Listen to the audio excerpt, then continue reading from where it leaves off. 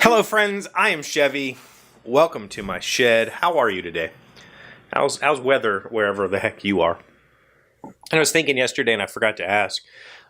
Here I live in the kind of northern part of the northern hemisphere, and so I get these, hot summers, cold winters. And I was thinking, like, does Australia have snow? I don't know that answer. I know I have at least one viewer in Australia, so I'm curious to know about just the southern hemisphere in general. Do they have cold winters? Because I think that like Australia and West Virginia are similarly distanced from the equator. Maybe I'm way off on that. I'm not sure, but or at least like South Africa or something. I don't know. Do they get snow? Curious about that. Anyway, it's been a while since we discussed my job and my current situations. So let's today was like, first of all, the office is completely deflated. We have people who are resigning and taking other jobs left and right because we don't have any stability anymore. And that's really disheartening. And every day that goes by that we don't have an answer about our future, we lose focus. And it's been really, really difficult to maintain any enthusiasm for the future of our establishment, right? And so today I read this really awesome article about the big white ghetto, Appalachia being the big white ghetto. If I remember, I'll put a link in the description. If I don't, ask me and I'll find it. It was a really interesting article about how this cycle of poverty just is self-perpetuating, and everybody who has talent leaves, and then it just keeps going. And it's true. And the article was written about Eastern Kentucky, but that can pretty much be the same thing as West Virginia.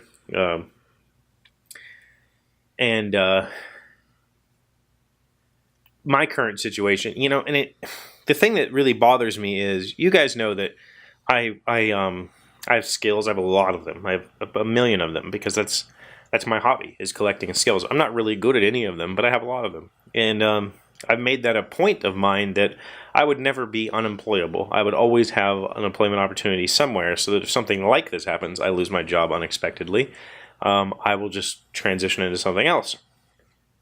And every time this whole topic comes up about what's going to happen when we close, I just have to hear people say, "Oh, Chevee, you're so smart, you're so talented, you can go be successful," and it bothers me. I hate hearing it. Like, people want to tell you that their measure of success is the same as yours, and that's definitely not the case for everybody. My measure of success does not involve wealth at all. There are people who don't want to work 60, 80-hour work weeks, slaving away for every dime that they can so they can buy a bigger house. There are people who don't need to own a new car every year, every Wednesday, or whatever. I don't need any of that crap, My house is comfortable. It's a 3-bedroom house, and if it were any bigger, that just means there's more surfaces that need cleaned, and then I have to hire help, and then I don't need more stress, right? The thing that I absolutely love about my current job is exactly that there is no stress. Until recently, this job has been so consistently amazing for me mentally that it's the perfect job, And unfortunately, I live in America where that 60-hour work week is expected. You're supposed to just power through it all. And granted, this is work. I come home and I spend a lot of time on these videos. But this is therapeutic work. There's a complete difference. I'm getting a benefit other than monetary return, which to me, the benefit that I get from this is way more valuable than cash. But that's not true for everybody. So people constantly look at everything that I can do. Oh, you can go here and make twice as much as you're making. Yeah, if I gave any damn about my salary or how much I make, I would have never taken this job. I took a pay cut to take this job, and I am very proud of that. I don't need to make more money than I currently make. Sure, we would all love to make more money than we make. I would love to come to work tomorrow and they say, we're going to double your salary and you get to keep doing the exact same thing. Who wouldn't love that, right? But the fact of the matter is there are things in life that mean way more to me than financial success. And that is familial success. Having strong relationships with my children, having strong relationships with their mom and our families and my friends. And that stuff is way more important to me than money, right? So I get so sick of people telling me, oh, you'll be fine. You can go make more money here. I don't give a damn. I don't care at all about the money. But the current situation is we still don't know what's going to happen with my job. The way that I am paid and the way that the other people in the IT office are paid is completely different from the way that the rest of the staff at the office is paid. And then this section of staff is paid differently in this section. So all of our money was pulled from all of these various areas, and we're not sure how that's going to work under the new system or whether it even will. Unfortunately, some lawmakers made a deal that sucks. It just downright sucks.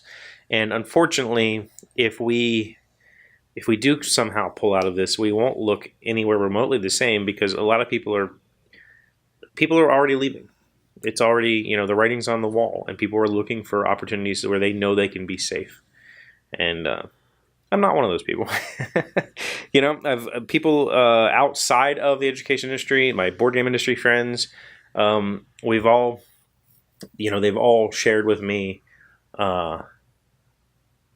their concern for me, and I'm fine. I'm perfectly fine. I'm not concerned at all. I do know that I can just go have another job. I'll never have another job this awesome. I have had lots of jobs, and they've all sucked. This job is amazing, and I'll never have another job like this. But that's okay. I'm going to ride it out until I can't go any further. There's no reason not to. So, wow, that was really down. Today was one of those days, you know what I mean? I read that article, that was really down. Waited all day to hear back about this meeting that our director went to, and that's what spurred this conversation. I had a conversation with Ignacy, who is the CEO of Portal Games, the game company that I work for, and we talked about the games industry and how backwards it is, and I got on a tirade about it, and so I've just been thinking a lot about jobs and business opportunities and life today, and I'm sorry that translated to this, but I would love to know what you think about the work ethic in America and how it's perceived. Is it true that people are urged to work more and spend less time at home? In my personal, anecdotal experience, yes. You're encouraged to work as much as you possibly can, and you'll have pleasure time when you retire if you haven't died by then. Whereas I hear a lot about Europe having lots of vacation time and lots of days off, and they encourage employees to take their vacation, whereas here you're encouraged not to take it. In fact, they'll pay you if you don't take it, so love to know what you think. Don't forget, this Friday is episode 300, so please send me something in my email. Send me a picture of yourself. Tell me a story. Send me a news article. Ask me some questions. Send me a video. Call in. 3046-027433. Just send me something that I can share on Friday so that we can have a good... Oh, and a postcard. Send me a postcard. There's still time. Probably not. But it might get here by Friday. Because we're on the postcard thing. So thank you for watching. As always, I'm going to let Ryan handle this outtake thingy. And I'll see you tomorrow. Hey, Doc, wait! I want to ask you something. Oh, are we doing this? Right now we're on? We're going? Yes, we're going. Okay. This is the thing. Oh. Alright, today's random fact comes from usatoday.com. Which college football program has the most wins since the year 2000? Well, results are a little surprising. Boise State, number 1, then Oklahoma, then Ohio State, then Alabama, then Oregon. Yeah, I think you picked a convenient since 2000. Right, well, that's just what it gave me. I don't know. I said... Are you sure you didn't type that in? I'm pretty certain this is a random... I think we call this the random fact.